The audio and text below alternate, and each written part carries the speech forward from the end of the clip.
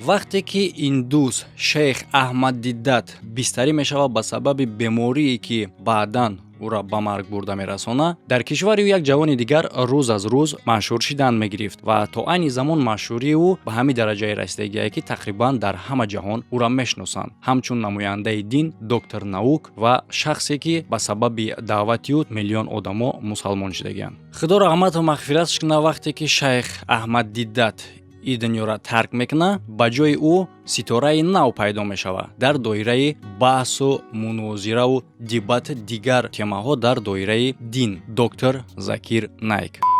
ба фикри шумо чӣ гуна одам метавонад ки 76 рӯз дар даруни уқёнус бе хӯроку об зиндагӣ кунад?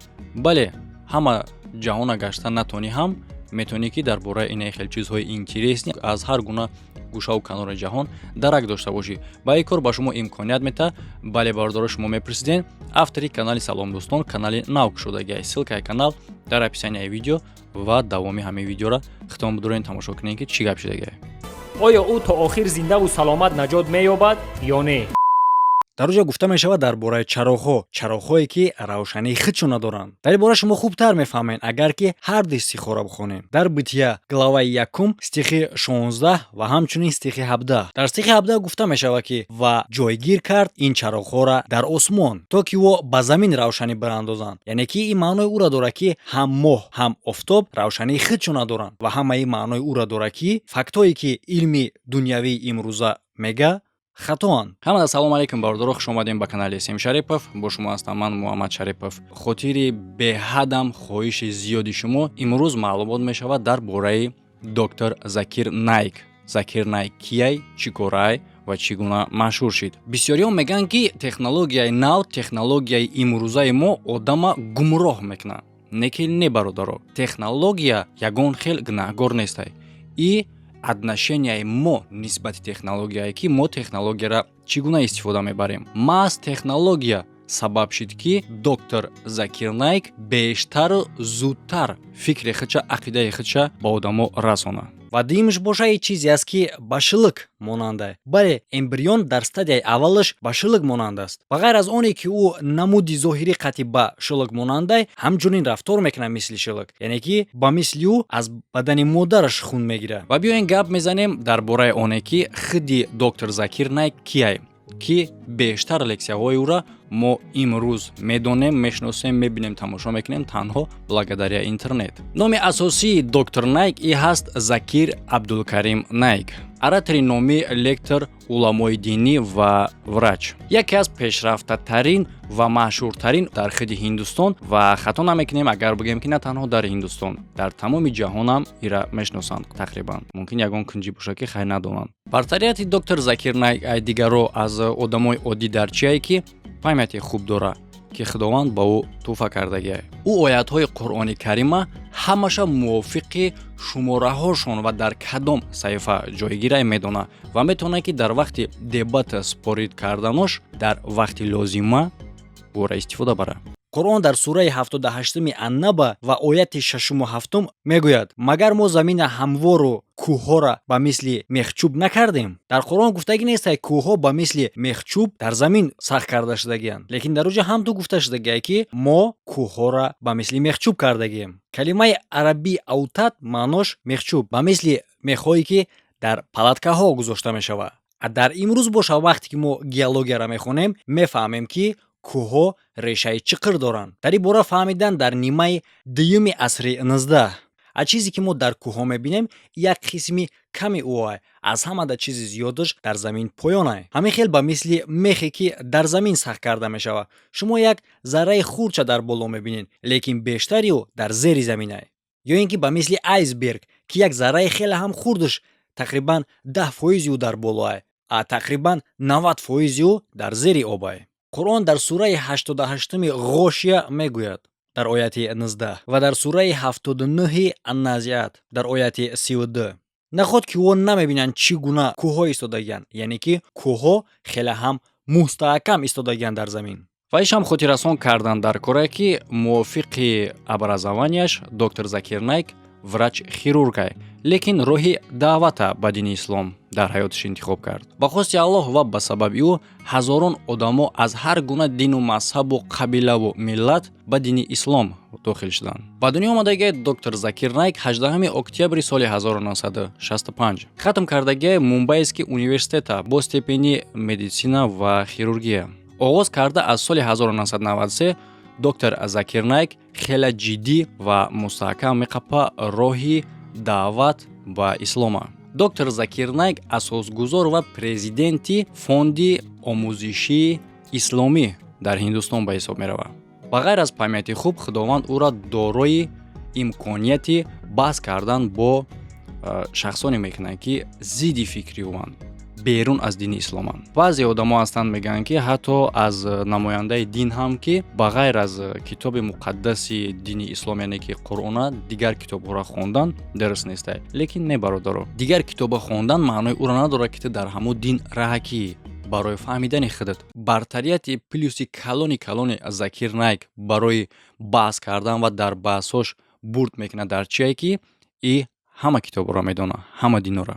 ба ғайр аз китоби муқаддас, яъне ки Қуръони карими мо, и боз аз ёд медонад Евангелияро ва бисёр китобҳо хондагӣ дар бораи христианство, индуизм, иудаизм, буддизм ва дигар дину мазҳабҳоро. ва дар вақти баҳс карданаш ӯ ба осонӣ метавонад ки матнҳоро аз кадом китобе ки набоша, дар ҳамон вақт лозим боша, биёра, пешниҳод кунад, барое ки ҳамаш дар памятш аст. бештар сабаби машҳурии доктор Закир Найк и баҳс кардан бо намояндаҳои дигар динҳоай.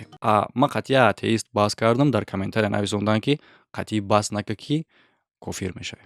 ва аз ҳама машҳуртарин диспут, яъне ки дебатию баҳсию соли 2000 дар Чикаго буд дар бораи дини ислом ва христианство байни доктор Закир Найк ва священники америкоӣ Уильям Кемпл. ман ба доктор Уильям Кемпл визов мепартом ки ҳадди ақал мада як китоби геология пешниҳод кунад. перепискаи шахсии хича бо ягон геологи неки ки вес надора ва ҳамчунин доказательствои ҳисобидан намешава перепискаи шахсии ӯ бо доктор Китмур. мода доказательствои дар корае ки ҳуҷҷатӣ шидагиай. агар ки шумо китоби замина бихонед ки тақрибан ҳамаи университетҳое ки дар бораи геология мехонанд ба тарафи ҳамун такя мекунанд. яке аз муаллифои ӯ доктор Франк Пресай. ӯ советники президенти пешинаи Амрико Ҷимми Картер буд ва ҳамчунин ӯ президенти академикаи науки Амрико буд. ӯ дар китобаш менависад ки кӯҳҳо решаи чиқр доранд ва вазифаи кӯҳҳо рост қапидани заминае. ба ғайр аз баҳс кардан қатъи дигар намояндаҳои динҳо, лексияҳо ҳам гузарондагиай дар давлатҳои шарқу ғарб, тақрибан бигем дар ҳама ҷое ки мумкин буд. ба хотири баҳс ва гузаронидани лексияҳои ӯ тавассути диск, кассета ва имрӯз интернет чандин ҳазор одамо дини ислома қабул карданд. моҳи феврали соли 2009 газетаи Indian Express дар саҳифаи 22 газеташ доктор Закир Найка ҳамчун яке аз одамони бонуфузтарини Ҳиндустон дохил мекунад. ӯ дар ин рӯйхат ҷои 82 мегирад ва ягона шахси мусалмон буд дар ин рӯйхат. дар рӯйхати дигар дар миёни 10 бонуфузтарин авторитетдортарини намояндаҳои динӣ аз ҳар гуна дину мазҳаб ҷои сеюма мегирад. баъди гурӯи ҳиндустони Рамдер ва Шри Рави Шанкар. дар бораи машҳур шиданаш боша, мо наметавонем танҳо як сабаба бигӯем. сабаби машҳур шидани ӯ якчанд қатора. якумаш памяти ӯай ки ӯ тамоми ҳадису оятҳои китоби муқаддаси Қуръони карима медонад ва ба ғайр аз ин полни наизуст бигӯем аз ёд китобҳои дигар динҳоро. дар вақти баромад кардан ва баҳс карданаш ӯ вақте ки ягон оята бига аз кадом китобе ки набоша рақами ӯра ва дар кадом саҳифа ҷойгирай ва дар куҷо омадаги дар бораи чиай точ намега бе ягон хатогӣ. и на танҳо дар бораи китоби Қуръони худмон кадом дине ки набоша ва бо касе ки баҳс накардеса боша дар бораи китоби худ шахсе ки баҳс кардеса қатиш дар бораи китоби худаш ӯ созтар намедонад ӯ қадаре ки медонад доктор Закир Найк. Қуръон дар сураи 86 Ат-Ториқ ва дар ояти 11 мегад ба осмони бармегаштагӣ қасам мехӯрам, яъне ки оби заминӣ ва ҷисми осмоние ки ба замин бармегарда, чизе ки аз як тараф баромада ба дигар тараф ворид мешавад ва бисёри диншиносон мегӯянд ки ин ҳамчун конденсатори осмон аст ки борона бармегардона ба замин. ва бале ҳамира маънош буғшуданае. ва доктор Уильям Кемпл ки забони арабиро медонад метавонад бигӯяд ки барои чӣ аллоҳ кушод равшан нагуфт ки осмон тавоноии борона баргардонидан ба замина дорад. акнун мо медонем ки барои чӣ аллоҳ ин кора накард. Барои он хотире ки ба ғайр аз оне ки қабати азоние ки дар осмонай, ғайр аз борон дигар чизҳои лозимаи ба одамора бармегардонад ба замин. ҳамчунин қувваи замине ки одамо ба ӯ эҳтиёҷ доранд. ӯ на танҳо ба замин борона бармегардонад. мувофиқи илми имрӯза мо мефаҳмем ки ӯ ҳамчунин бармегардонад волнаҳои телекоммуникатсия, телевизиону радиора. ва сабаби дигари машҳури ӯ сафар кардан ба дигар давлатҳо мешавад ки дар уҷа простаку сафар намекард барои тамошо кардан. дар уҷа лексияҳо ва баҳсҳо мегзаронд. ӯ садҳо лексияҳо гузарондаги дар Ҳиндустон, Англия, Америка, Канада, Арабистони Саудӣ, Баҳрини Амани, Катар, Кувейти, Южная Африка, Австралия, Малайзия, Сингапур, Гонконг, Таиланд ва дигар кишварҳо. албатта ки ҳамаеро оз ман онбар кунам, шумо ҳам монда мешин. дар вақти баромад кардани ӯ садҳо ҳазор тамошобино меоянд ва зале ки дар уҷа ӯ баромад мекунад полни пур мешавад. хеле несте ки ягон ҷо дар уҷа холӣ бимонад. ва ба ғайр аз ин хеле ки дар аввал гуфтем, садҳо ҳазор одамо баромадҳои ӯро тавассути интернет мебинанд. мисли мо шумо ки ӯро аз пеш шумо надида бошед, ман надидам. бештар баромадҳои ӯ ба забони англисӣ ва дар рӯзҳои истироҳатӣ мебарояд дар каналҳои телевизионии Мумбай. ва айни замон боша зиёда аз 100 кишвар ӯро иҷозат додай барои баромад кардан дар давлатҳои ӯво. ва аз ҳамин хотир аст ки мо имрӯза баромадҳои ӯро аз ҳар гуна гӯшаву канори ҷаҳон мебинем. яке аз чунин каналҳои ҷаҳонӣ аст ки дар ӯ баромад мекунад, ном дорад PSTV. чӣ ки дар аввал хотиррасон кардем, доктор Закир Найк асосгузор ва президенти фонди омӯзишии исломӣ ба ҳисоб меравад ки ӯ таъсис ёфта шудаги соли 1991. ин организатсияи некоммерческая, яъне ки барои пул кор кардан нестай ки канали шахсии худша дорад дар Мумбай. ин фонд тамоми роҳҳоро истифода мебарад барои фаҳмондани дини ислом аз ҷиҳати маълумоти худи динӣ, наука ва логика. ба оне нигоҳ накарда ки баъзе муллоҳои ютубии мо ки худшона мулло мегиранд, мехеза мега ки дин логика қатъи кор намекунад. кор мекунад агар ки ту маълумоти пурра дошта бошӣ. яке аз чизе ки бештар ба логика кор мекунад, ин дини исломе. логика ҳастай дар дин. фақат ман гуфтам ку ҳана муллое ки дар нохунакан надоранд маълумоти дастаташна ки аз ҷиҳати логика ӯро бифаҳмонанд. як атеист мебурад логични саволош мета, намедонад чӣ буга.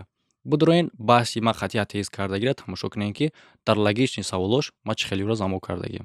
ва мегӯям ку ки бурда ки бой дод, ай охир маълум мешавад. бинем ки дар охир ки саволош беҷавоб монд. то вақте ки шумо одами мантиқиен ва шуморо аз ҷиҳати мантиқӣ хуб мефаҳмонанд, ягон одам наметавонад ки ба шумо доказат кунад ки ягон намуди ояти Қуръон конфликтоват мекунад бо фактҳои илми дунявие ки тасдиқ шудагиай. ва ҳамчунин дар ин фонд кор мекунад канал Кейбл.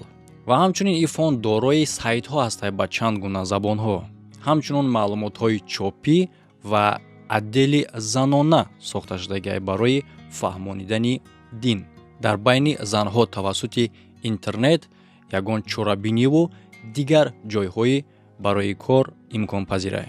ва ҳамчунин ин отдел кор мекунад бо тарбияи наврасону кӯдакон, махсус китобчаҳо мебароранд ва чорабиниҳо баргузор мегардонанд. ва ахвати ӯ на танҳо дар худи Мумбай, зиёда аз 100 кишвару континентҳои гуногун рафта мерасад. творческие студияи худи фонд барномаву дискҳо бо сифати хеле ҳам олӣ мебарорад ва баровардагиан зиёда аз 50 намуди китоб ки ӯра бепул албатта дар тамоми Ҳиндустон тақсим мекунанд. ва ҳамчунин дорои маркази омӯзишии диние ки барои тамоми синсоли наврасӣ пешбинӣ шудагиай, ки дар уҷа зал барои лексия сохта шудагиай ки дорои тамоми талаботу таҷҳизоти замонавиае. мактаби байналмилалии Мумбай ки мақсади ӯ тарбияи насли наврасае. доктор Закир Найк мега ки бештар диққати худша сарф мекунад дар навраси ҷавоное ки мусалмонанд, ки ӯо бояд тасдиқ кунанд мусалмон будани худшона ва дар байни намояндагони дигар динҳо ҳифз карда будонанд.